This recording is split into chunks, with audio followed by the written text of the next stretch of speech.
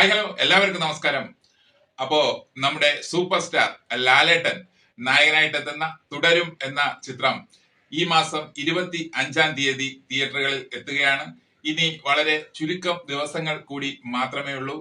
അപ്പോ ചിത്രത്തിന്റെ സെൻസറിംഗ് പൂർത്തിയായി എന്നുള്ള റിപ്പോർട്ടുകൾ കഴിഞ്ഞ ദിവസം തന്നെ പുറത്തു വന്നിട്ടുണ്ടായിരുന്നു. UA സർട്ടിഫിക്കറ്റ് ആണ് ചിത്രത്തിന് കിട്ടിയിരിക്കുന്നത്.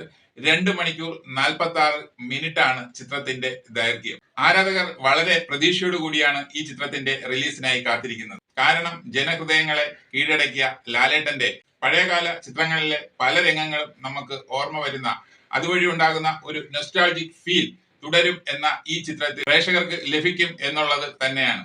കാരണം ഇതിനോടകം വന്നിട്ടുള്ള ചിത്രത്തിന്റെ ഓരോ അപ്ഡേറ്റ്സും, ചിത്രത്തിന്റെ പോസ്റ്റേഴ്സ് ആയിരുന്നാലും അതുപോലെ ടീസർ, ട്രെയിലർ, പിന്നെ ചിത്രത്തിന്റെ സോങ്സ്, ഇതെല്ലാം നമ്മൾ വാച്ച് ചെയ്യുമ്പോൾ തന്നെ നമുക്ക് ആ ഫീല് നമുക്ക് കിട്ടുന്നുണ്ട്. കുടുംബ സദസ്സുകൾ എപ്പോഴും ആഗ്രഹിക്കുന്നത് ലാലേട്ടന്റെ ഈ ടൈപ്പ് ചിത്രങ്ങളാണ്. അതിന് ഏറ്റവും വലിയ ഉദാഹരണമാണ് ദൃശ്യം 1ഉം ദൃശ്യം 2ഉം ഒക്കെ. അതുപോലെ തന്നെ ഈ ചിത്രത്തിലെ ലാലേട്ടൻ ശോഭന കോംബോ 20 വർഷങ്ങൾക്ക് ശേഷമാണ് തുടരും എന്ന ഈ ചിത്രത്തിലൂടെ ആ കോംബോ വീണ്ടും ഉണ്ടാകുന്നത്.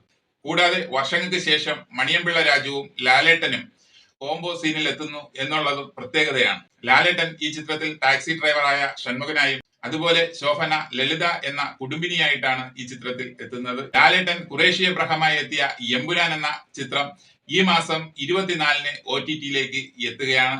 അതിന്റെ അടുത്ത ദിവസമായിട്ടുള്ള 25-ന് തന്നെയാണ് ലാലേട്ടൻ ഷൺമുഖനായിട്ട് എത്തുന്ന തുടരുമെന്ന ചിത്രം തിയേറ്ററുകളിൽ എത്തുന്നത്. അതുപോലെ തന്നെ ഈ ചിത്രത്തിൽ നർമ്മത്തിന് വളരെ പ്രാധാന്യമുണ്ട് എന്നുള്ളത് നമുക്ക് ടീസറും ട്രെയിലറും ഒക്കെ കാണുമ്പോൾ തന്നെ മനസ്സിലാവും. ഇതിനോടകം തന്നെ വൈറലായിട്ടുള്ള നമ്മുടെ ലാലേട്ടന്റെ ഒരു ഡയലോഗ് ഉണ്ട്, ഡേയ് താടി ഇരുന്നാൽ എന്താടാ പ്രശ്നം എന്ന് ചോദിക്കുന്ന ഒരു ഡയലോഗ്. സത്യത്തിൽ ചിത്രത്തിന്റെ സംവിധായകനായിട്ടുള്ള തരുൺമൂർത്തി പറയുന്നത്, അദ്ദേഹത്തിന്റെ ഒരു ഇന്റർവ്യൂലാണ് അദ്ദേഹം പറഞ്ഞത്, ചിത്രത്തിന്റെ സ്ക്രിപ്റ്റിൽ അങ്ങനെ ഒരു ഡയലോഗ് ഇല്ലായിരുന്നു. ആ സീനിൽ ശോഭന ലാലേട്ടനോട് പറയുന്നത് താടി എടുക്കരുത് എന്നാണ്. അപ്പോ ലാലേട്ടൻ ഓക്കെ എങ്കിൽ താടി എടുക്കണ്ടെങ്കിൽ വേണ്ട എന്നുള്ള രീതിയിൽ പറഞ്ഞു നിർത്തുകയാണ്. അവിടെ സീൻ അവസാനിക്കുകയാണ്.